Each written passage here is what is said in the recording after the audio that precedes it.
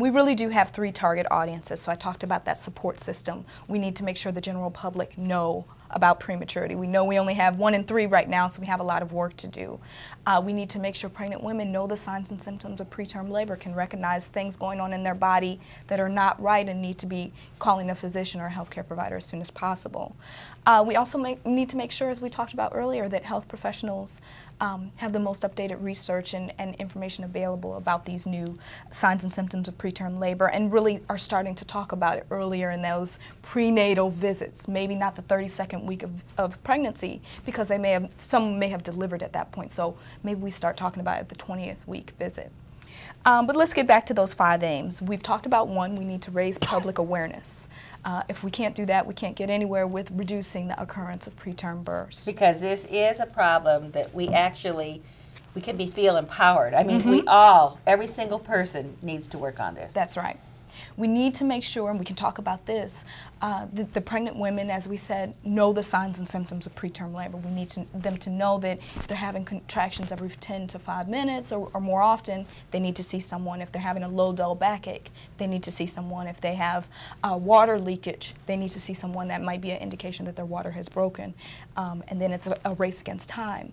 And we need to make sure that they know both the signs and symptoms of preterm labor, but also what to do about it. If they rest on their left side for an hour, that doesn't make the symptoms better, then they need to go to a hospital. They drink 2 to 3 glasses of juice, not Coke and not coffee. That can ameliorate some of those symptoms. So we need them to know both the signs and symptoms and what to do about them, and when they should know that it's time to go to the hospital. We also need to support the parents in the NICU. March of Dimes isn't about only, primary prevention. You're going to have women who, despite all your best efforts, are going to deliver preterm. So you need to make sure that they feel supported in the neonatal intensive care unit, which we call the NICU. So we've devised a NICU family support project that will launch in a hospital in Chicago. We're one of 10 pilot states that is launching this year in 2004. And really what we're doing is hiring a March of Dimes part-time family support specialist that will reside in that NICU and work in the NICU, providing families with information, providing families with videos, and just being an emotional and an educational resource for parents in the NICU. Making sure health practitioners have that information. Investing in research. Research is very important, but it's very costly also. So that's where that $75 million is going predominantly to research and to fund those efforts.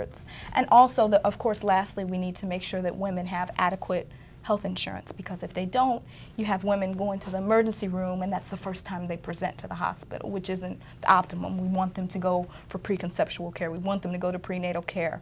So we need to make sure that we're increasing the efforts to enroll women in eligible health care prevention and insurance. Let's talk a little bit about these signs and symptoms of when should someone come to the doctor. And well, anytime a pregnant mother has any kind of symptoms that relate to the pregnancy itself, like contractions of the uterus, leakage of fluid, that kind of situation, then it should trigger a message that something is going on that should not be happening, and they should contact their healthcare practitioner. It could be the nurse at the local healthcare center, it could be the physician in the office, it could be many different people, but they got to check with somebody who knows about these things and make sure that they are not having premature labor. Because premature labor sometimes can be stopped for several weeks at a time, and a baby who is going to be a 28-week baby might become a 35-week baby, and then the chances of the baby have increased geometrically, have improved significantly. The lungs need to develop. The lungs mature. The lungs is one of the limiting factors. The maturity of the lungs is one of the limiting factors of premature babies, and up to about 35 weeks, the lungs are still developing and maturing. Once they get to about 35 weeks, the lungs are able to support the baby outside the uterus without a lot of mechanical help. Before that time, they need a lot of mechanical help. And then they need a ventilator and they need that kind of equipment to support them. So if you can get these babies to have a certain amount of maturity, they don't need that much mechanical support. And the research from the March of Dimes was able to produce what we call surfactant, which is a substance that the premature babies do not produce in their lungs. And the research of the March of Dimes has produced many advances in ventilation and in neonatal intensive care because they have funded investigation in these areas. When I have read about March of Dimes, I knew they were good. I didn't know they were great, great, great.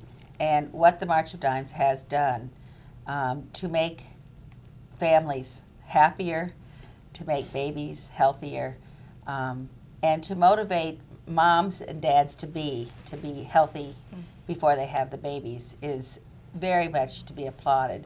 You have leadership awards that you greatly give, and they're greatly appreciated.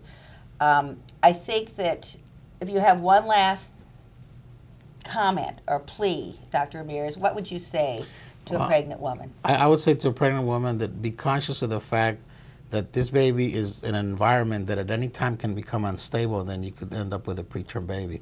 So every pregnant woman should get some information about her condition, especially the first time pregnancy, especially if they're very young and insecure mothers and they are not experienced, they don't know anything. They should have somebody of experience helping them.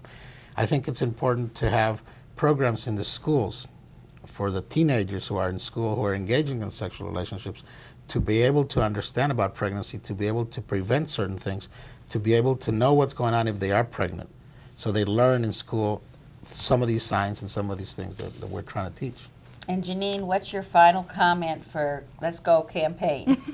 I guess my final comment is to just really know your body and to make sure a physician knows it also. Make sure that you're getting health care before you become pregnant so that you can knock out some of these barriers. So you can work on, if you're taking certain type of medication, you can be weaned off that, to work on behavioral things if you're having a problem with quitting smoking, that you're put in a smoking cessation program. So really make sure that you know your body and that you're doing the best thing for that child, and you're constantly preparing yourself, even if you're not planning on becoming pregnant, that you're making your body as healthy as it can be. 50% of all births are not planned.